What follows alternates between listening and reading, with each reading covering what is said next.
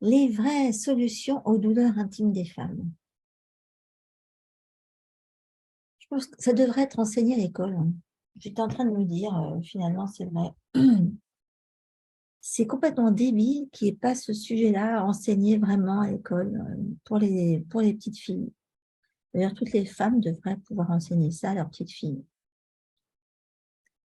Parce que on est vraiment exposé à des jugements d'hommes, hein, qui n'ont rien à faire là, à une médecine qui est insuffisante au niveau efficacité, à part à nous intoxiquer. On va voir ça.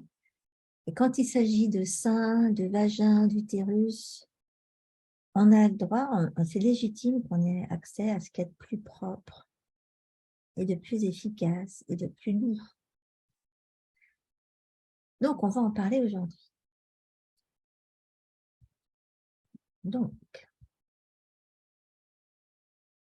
si je vous parle de tout ça, c'est parce qu'il y a trop d'hommes qui s'octroient le droit de prendre des décisions cruciales au sujet de la santé des femmes, et surtout quand ça les touche dans leur intimité. Il y en a qui prennent des raccourcis énormes pour s'occuper de tout ce qui est infection là, chez nous, et en plus qui nous font scrupuler, culpabiliser, et qui nous disent « Madame, vous êtes fatiguée, allez vous calmer, prenez un antidépresseur. » Yes, un antidépresseur. Donc, il faut vraiment qu'on résolve le problème, que j'ai vraiment hâte de répondre à vos questions, si vous en avez sur le sujet, parce que c'est toujours les mêmes qui reviennent, comme d'habitude. Ça veut dire qu'il y a quand même beaucoup de choses à faire. Donc aujourd'hui, on va parler de ce dont on ne parle jamais, vos prédispositions et comment on voit qu'il y a un gros problème partout. C'est vrai que les prédispositions, elles sont énergétiques, métaboliques, émotionnelles. Dans les prédispositions énergétiques, c'est vrai qu'en médecine chinoise, pour peu que vos faiblesses se situent au niveau des reins et de la vessie, ben, vous allez avoir des prédispositions à faire des cystites. Si ça se situe au niveau rat-estomac, vous allez avoir des prédispositions à développer des candidoses. Et c'est vrai que si vous avez des prédispositions énergétiques, des faiblesses énergétiques au niveau du cœur, ça va avoir aussi un impact sur les reins. Il y a quand même pas mal de choses qui entretiennent énergétiquement les faiblesses là et qu'il faut résoudre. Métaboliquement, il y a aussi beaucoup de choses qui ne se résolvent pas toutes seules en ce qui concerne votre gestion du stress et de comment ça se transforme en sucre et comment ça entretient votre candidose. Émotionnellement, c'est pareil, il y a des prédispositions à la candidose si vous avez été trahi. Votre style de vie, c'est pareil. Si vous êtes dans une façon de vivre où vous vivez avec le stress permanent de ne pas faire les choses bien ou qu'on vous juge, votre vie amoureuse, c'est pareil. Si vous subissez certaines formes du devoir conjugal, par exemple, ou si vous n'avez pas l'impression que d'être inconditionnellement aimé, ça a beaucoup d'importance. C'est de là aussi que découle votre estime de vous-même, la façon dont vous apprenez à recevoir l'amour et à accepter que vous méritez l'amour des autres, ça change tout. Et ça a un impact sur votre accès à la réussite matérielle en même temps. Tout ça, c'est interconnecté. Et c'est pour ça que les femmes sont effectivement plus souvent malades que les hommes. Évidemment là, hein, puisque les hommes, eux, bon, par la prostate quand ils ont plus de 60 ans. Mais du coup, les femmes vont voir les médecins plus souvent que les hommes. Aussi parce qu'elles sont obligées de tenir le coup, parce que c'est d'elles dont dépend la santé des hommes et celle des enfants. Hein. Faut quand même le reconnaître. Et c'est celles qui souffrent le plus de douleurs, de dépression et d'anxiété. Mais c'est aussi parce qu'il y a tellement de bons hommes au niveau des tweets qui n'ont rien compris à comment fonctionnent les femmes, qui du coup mettent ça sur le coup de la dépression et de l'anxiété, alors que la plupart du temps, ça n'a rien à voir. c'est plutôt une histoire de variation hormonale, mais ça leur échappe. Hein. Et donc, on leur propose à ce moment-là pas les bonnes solutions. On va essayer de mettre un sparadrap là-dessus, quelque chose de bien propre, de bien pudique. Et on ne va pas aller traiter l'origine. Donc, on va en parler de ces origines. Je suis une spécialiste des origines. Ah, oui. Donc, les problèmes de femmes, c'est mon truc. C'est ce qui me fait avancer, moi, en tant que thérapeute.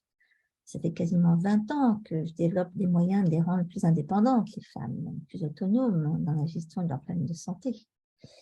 Parce qu'il a fallu que j'en trouve, moi, des solutions pour mes propres problèmes de santé, hein, c'est clair. Je ne vais pas vous mentir, j'en ai eu plein, mais plein. Je les connais bien. Si vous souffrez de quoi que ce soit, je le sais parce que je l'ai vécu la plupart du temps, on va vous proposer une solution unisexe. Hein. Parce que s'occuper des femmes, c'est quand même trop compliqué. On ne cherche pas trop à savoir ce qui est caché dans la partie immergée de l'iceberg. Ça, c'est lourd, hein, la partie immergée de l'iceberg. On a le paquet, nous, les bonnes femmes, dans la partie immergée de l'iceberg. Vous devez le savoir, à mon avis. Donc, il faut en parler de cette partie immergée de l'iceberg. Ce qu'on ne vous dit jamais sur les vraies causes de vos problèmes, qui ne sont pas ceux des hommes.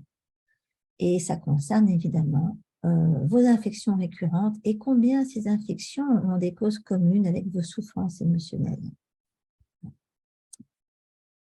Il faut faire quelque chose parce qu'il y a bien plus de femmes qui subissent leur féminité que de femmes qui mettent leur épanouissement au premier rang.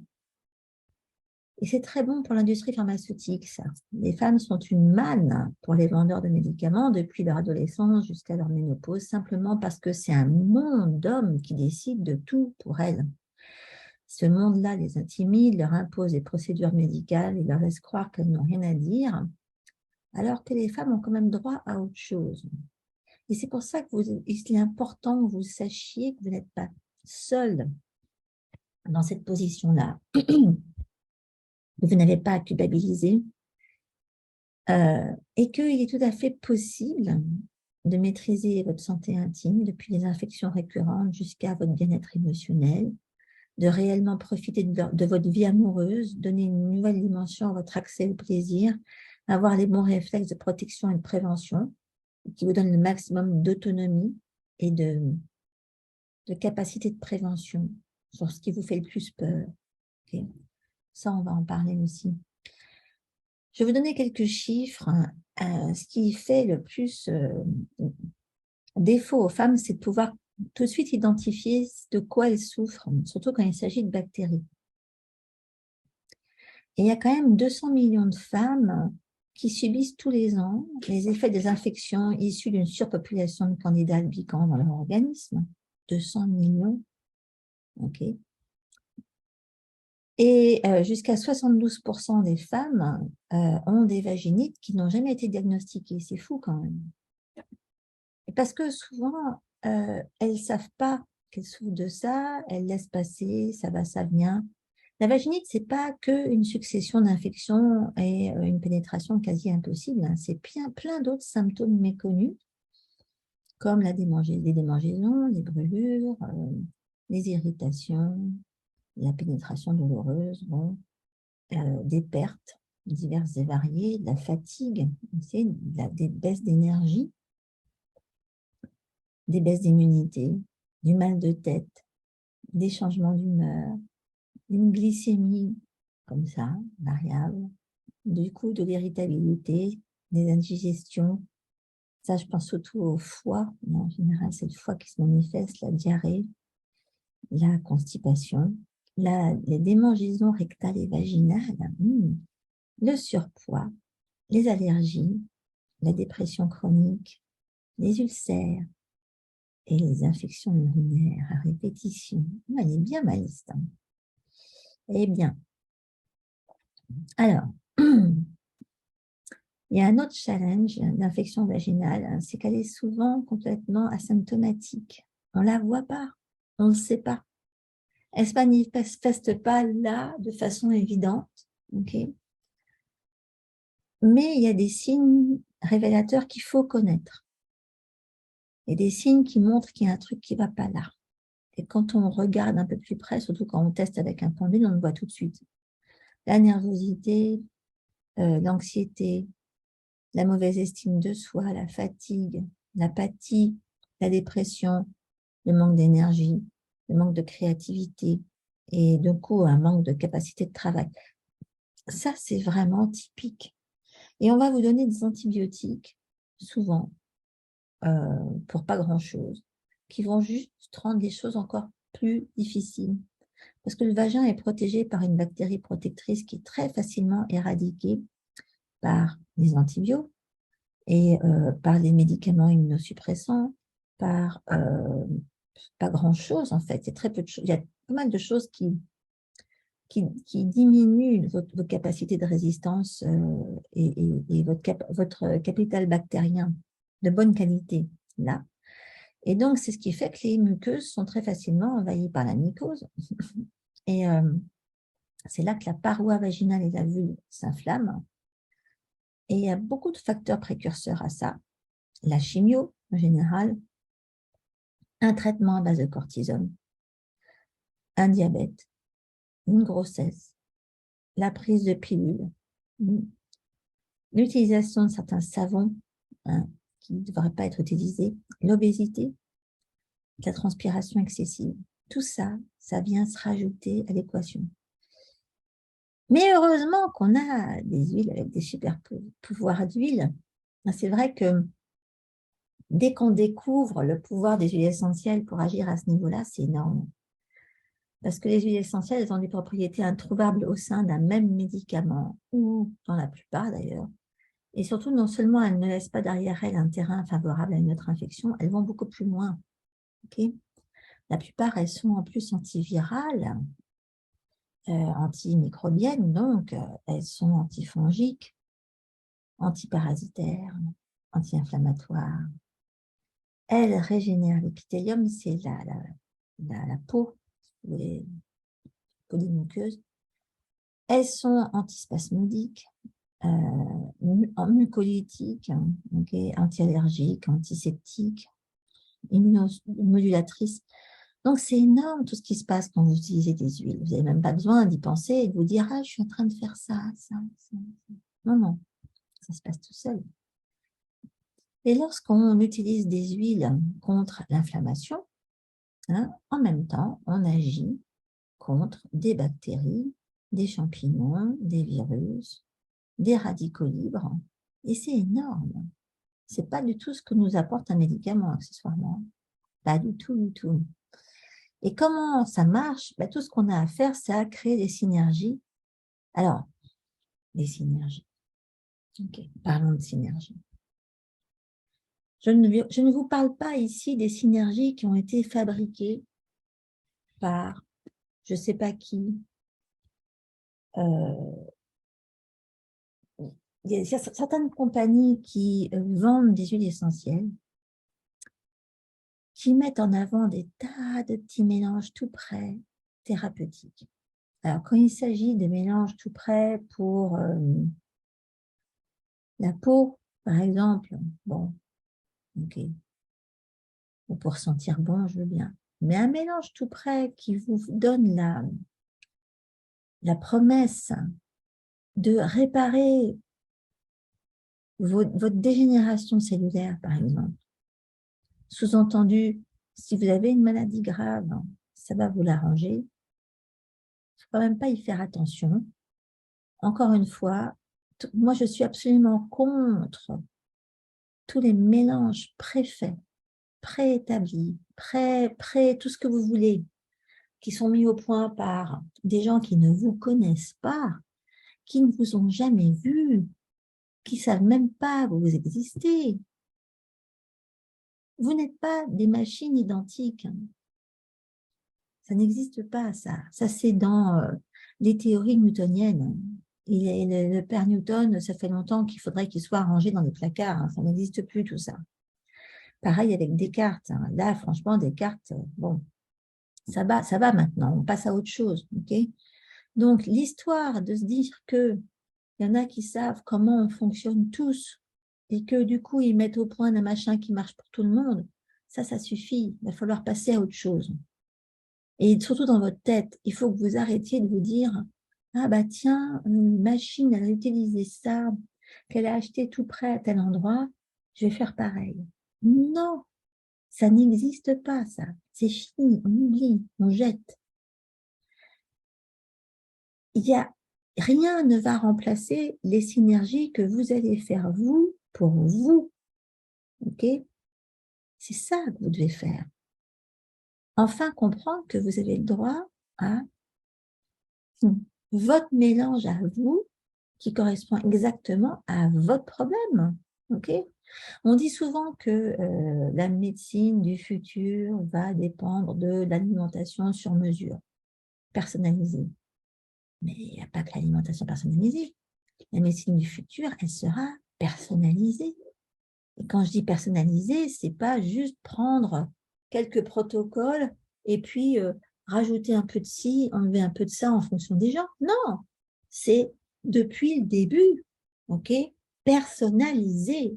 Ça veut dire, on prend la personne, on dit, bon, ok, ben alors elle a ça, ok, ben on va lui mettre ça, on va vérifier si ça marche, on va lui mettre ça, on va regarder, on va tester énergétiquement si c'est ça.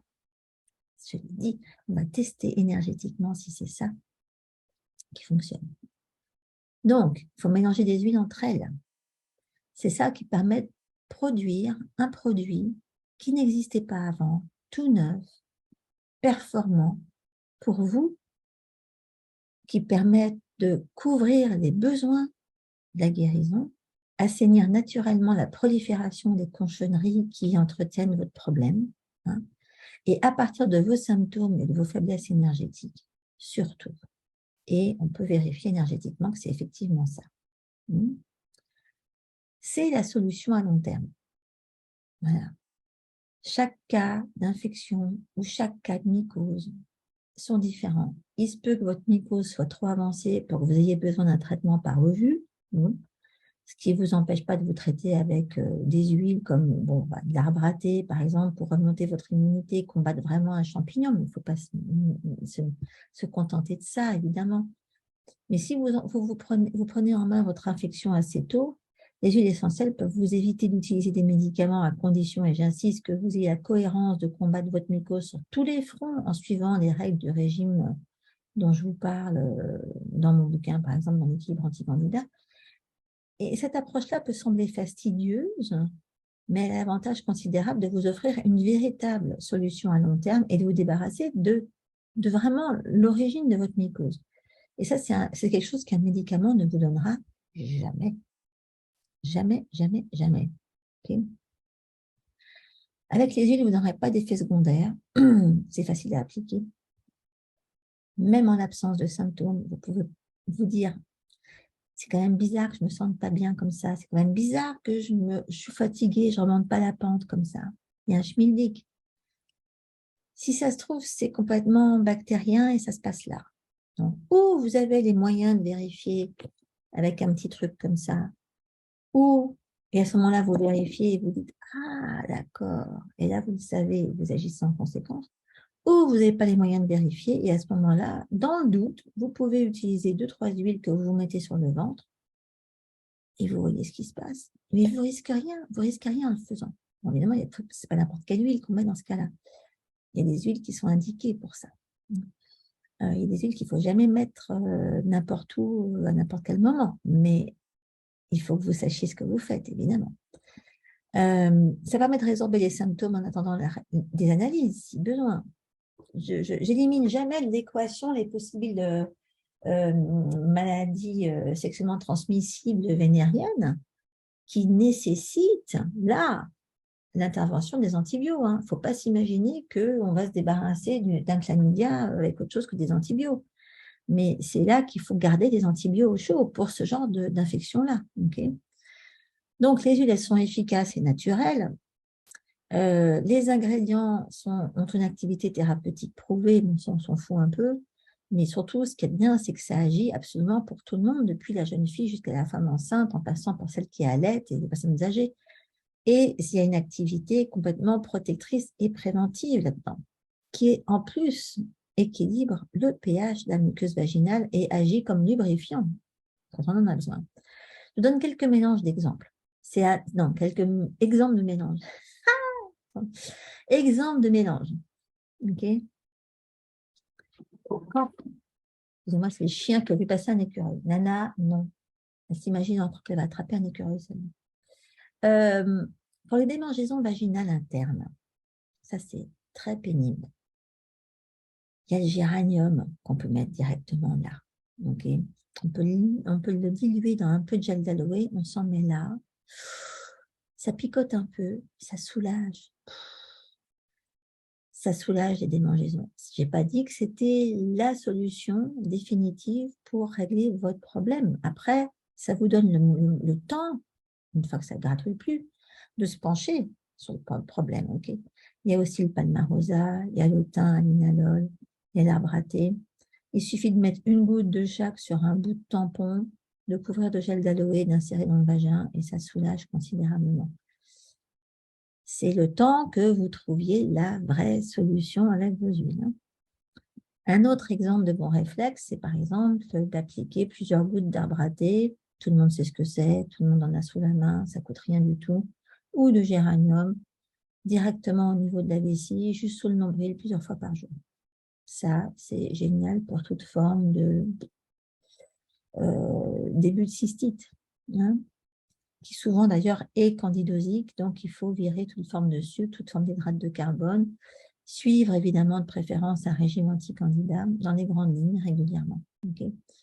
Des infections urinaires, c'est vrai que ça concerne énormément de femmes et 85% du cas, ce sont des infections qui sont causées par une bactérie, c'est l'Escherichia coli. Et c'est entretenu par le Candida albicans. Si l'infection est liée à la prolifération de cette levure, bah, un traitement aux antibiotiques, ça va être la catastrophe parce que ça va juste faire proliférer la levure, augmenter le facteur affaiblissant de l'organisme et ça va acidifier encore plus le terrain et donc augmenter la propension aux infections. Okay. Et bah, évidemment, au bout du compte, qu'est-ce qui se passe? Ça affaiblit l'immunité. Hein. Et donc, ça diminue vos capacités à vous défendre contre la prochaine infection urinaire qui ne va pas tarder. C'est comme ça que le cercle vicieux démarre. Alors, quand vous sentez qu'il y a un début de cystite qui pointe son nez, c'est vrai que l'extrait de canneberge est génial. Ceux qui disent que ça ne sert à rien, je vais vous expliquer pourquoi. J'ai vu des trucs qui m'ont fait hérisser le poil sur le dos. C'est vrai que la canneberge, ça va marcher uniquement dans un ensemble de choses cohérentes. C'est-à-dire, si vous prenez des gélules de canneberge, mais qu'en même temps, vous buvez du jus d'orange, vous buvez du café bien sucré, vous mangez des glaces, des gâteaux, des bonbons, tous ces trucs-là, ça ne va rien faire du tout.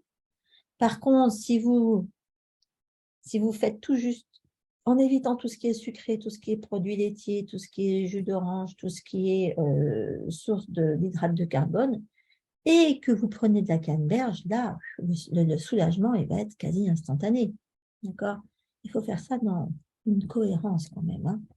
Ce que, évidemment, les chercheurs, cette bande d'abrutis, ne font pas, parce que eux, ils vont ça qui m'énerve, c'est qu'ils ne pensent jamais à mettre le décor avec. Hein. Ils vont aller tester un truc comme ça sur des abrutis qui comprennent rien au film. Il faut un régime sans sucre. Il faut une détox anti-candida. Il faut éviter les jus de fruits, surtout les jus d'agrumes, parce que ça, c'est ce qui fait proliférer le plus les bactéries dans les urines. Et donc, il faut prendre des bains de siège tièdes avec du bicarbonate de soude. Okay, ça, c'est bon, ça. Et donc, dans 20 ml d'huile de base, vous pouvez mettre 6 gouttes de chaque sarriette de montagne, thym, linalol, marjolaine à coquille, et ça, vous le diluez sur le bas-ventre hein, pour enrayer votre cystite candidosique. La sarriette des montagnes, c'est l'huile des cystites candidosiques. La marjolaine, c'est archi-antifongique. Le thym, il faut le prendre à linalol parce que c'est le plus doux. Il ne faut pas prendre le tugénol, il est trop fort. Okay, ça pourrait vous décaper le ventre, ça.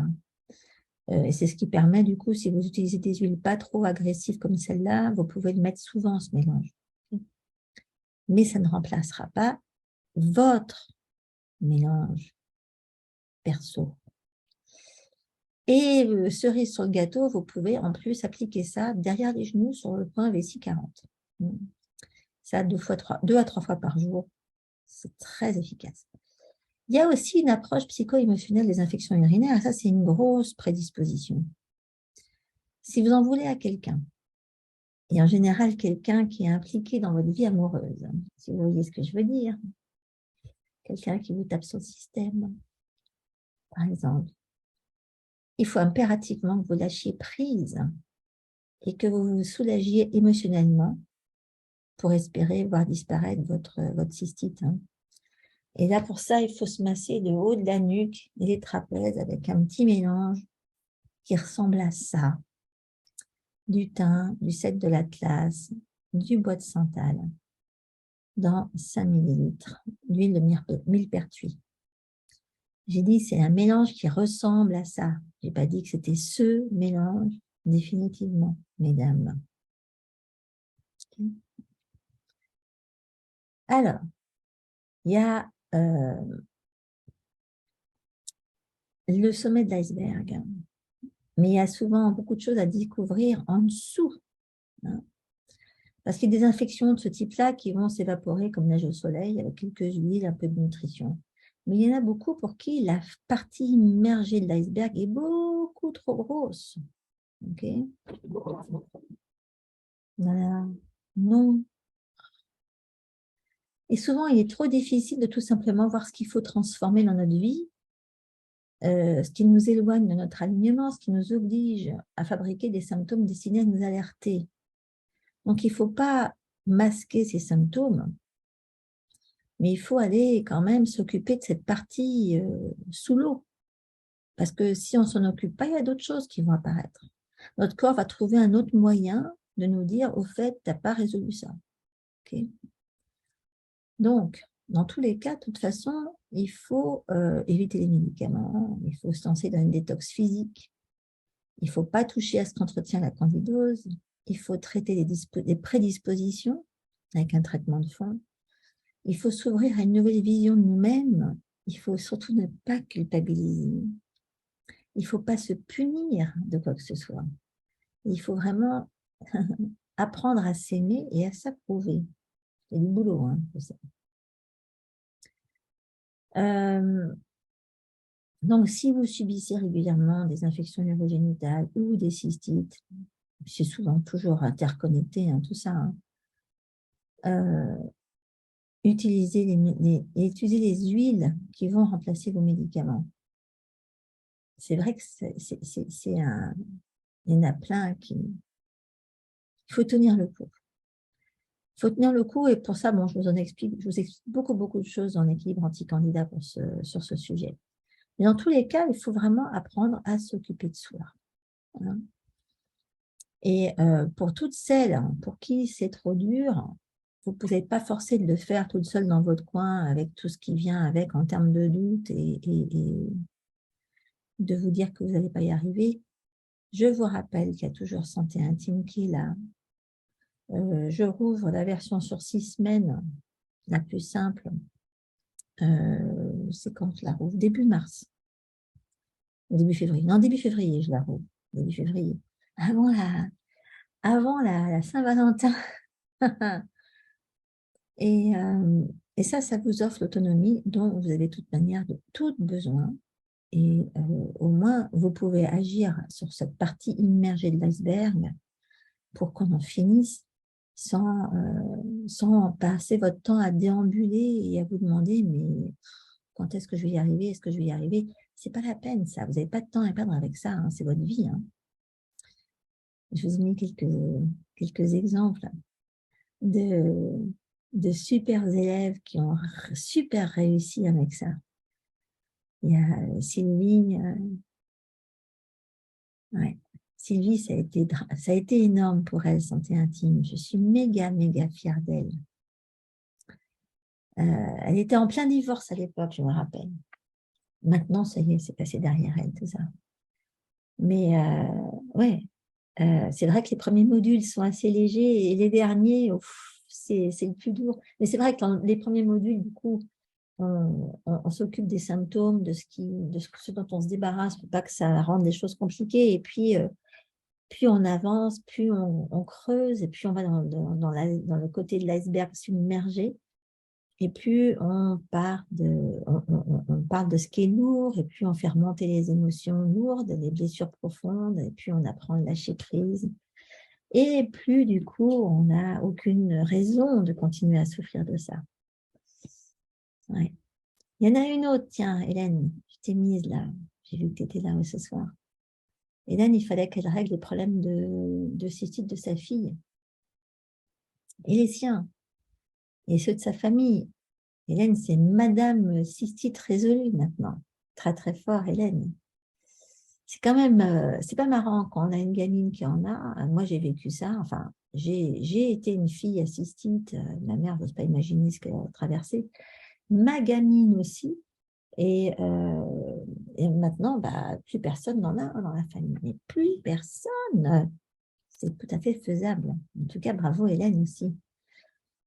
Sur 6 semaines, santé intime, c'est un groupe surtout. Elles restent archi collées, les filles. Hein. C'est fou à quel point elles sont toujours ensemble. Hein. Je vois, elles sont... Et ça permet d'agir vraiment au moindre symptôme d'infection. Ça permet de briser des mythes qui empêchent de guérir surtout. Ça nous donne l'autonomie d'agir. Ça met en application le fait que vous méritez ce qu'il y a de mieux. La plupart du temps, vous ne l'autorisez même pas, ce qu'il y a de mieux. Okay. Moi, ce que j'aime surtout, c'est à quel point je vous donne les moyens de vous protéger de trucs à la con, du genre cancer du sein, cancer du col. Le cancer du col est tellement mal appréhendé. On se contente de vous faire un frottis et de vous faire flipper à chaque résultat. Et de vous faire flipper si on trouve le moindre petit machin anormal, en oubliant de vous dire que c'est le stress qui va faire chuter le plus votre immunité et qui va favoriser la prolifération de tout ce qui peut être dégénératif. Donc, on vous met en plus dans une situation de peur, d'anxiété, qui va favoriser ce qu'on essaie d'éviter. C'est bien. Voilà. Bon, il y a beaucoup de choses qui se passent dans la santé intime au sujet de la santé, votre santé vaginale, mais pas que. Et il y en a qui ne se rendent même pas compte à quel point elles en ont besoin. C'est pour ça qu'il y a un test. Donc, je vous donnerai le lien pour celles que ça amuse. Parce que vous avez tout à fait le temps, là, entre maintenant et le début de l'ouverture. Je crois que c'est le 1er février. Moi, je crois que c'est le 1er février. On part pour 6 semaines de nouveau le 1er février. Toutes les semaines, elles ont un module différent et toutes les semaines, on s'occupe de ce module. Toutes les semaines, on travaille sur leurs problèmes. Donc, au bout de 6 semaines, elles ressortent neuves, comme des sous-neufs, hein, les filles. Voilà. Donc, il y a un test qui vous explique, qui vous aide à voir ce que vous ne devriez pas accepter. Ok? Ça vous aide à voir ce qui n'est pas normal et que vous ne devriez pas juste maintenir dans votre vie parce que vous êtes habitué, parce que tout le monde en fait autant. Voilà. Il y a des choses que vous pouvez tout à fait faire disparaître et vivre sans. Ok? Voilà, mesdames. On a parlé de tout. Je vous mettrai le lien de ça sous le replay. Okay. Alors, est-ce qu'il y en a qui ont des questions?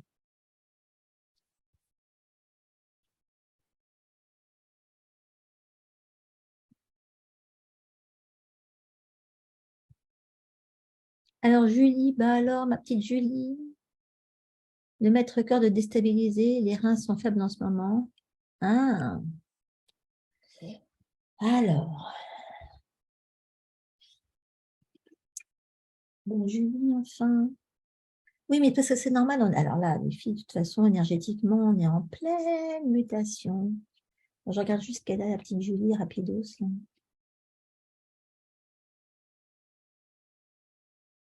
Ah, ok.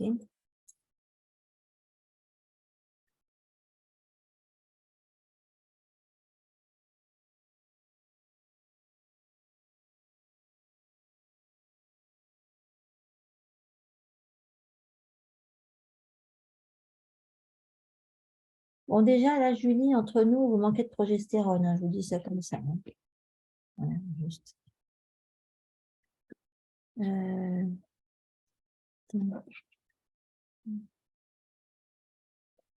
J'aime pas qu'elle aille pas bien, la Julie. Vite fait.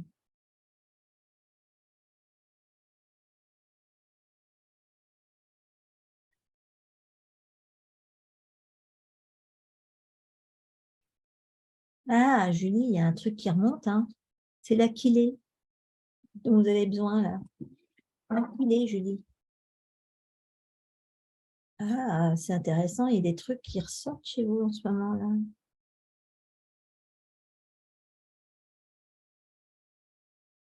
Ouais, achillée, Julie. Pauvre chatte. Mettez-moi de la rose hein, avec, hein, sinon ça va être hard. Oh la vache, mais Julie, mais qu'est-ce qu'elle fait? Mais... Ben enfin, pourquoi c'est... Julie, alors donc achillée et rose. Hein. La vache, le paquet, pauvre petite. Ah oui, il y a Laurence qui dit qu'elle s'est débarrassée des cystites récurrentes avec arbre à thé et lavande. Ben ouais. Ben oui, hein, Julie, paquet. Il faut mettre le paquet achillée, rose. Ça coûte cher, ça. Hein. Ouf. Voilà. Alors, il n'y a plus de questions. Ah oui, il fallait que je vous... Ben, je vous mettrai ça sur le replay. Je vous mettrai le lien vers le test pour celles qui ne l'ont pas déjà fait. OK.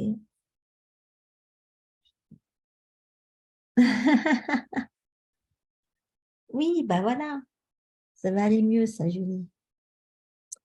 Alors, plus de questions, mesdames. Personne, tout baigne alors? Tout le monde va bien? C'est génial, ça. Personne n'a de bobo là. C'est parfait.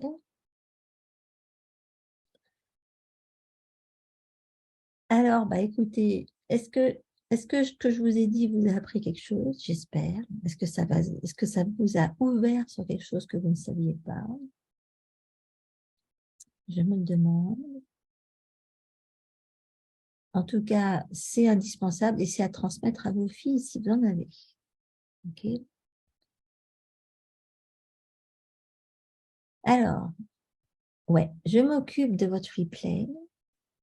Vous allez recevoir votre petit lien de replay. Vous allez en profiter. Je vous mettrai tout ce qui va avec. OK? Soyez sages d'ici là. Ah, et pour celles que ça amuse, j'espère que vous n'en avez pas besoin, mais après-demain, il y a le webinaire sur la fibromyalgie, qui est un sujet horrible, mais dont trop de femmes souffrent. Donc, si vous en connaissez principalement des infirmières hein, qui en souffrent, donc, ouais, n'hésitez pas à leur dire qu'il faut participer à ça. OK. Alors, à bientôt, mesdames. Soyez sages. Ciao à toutes.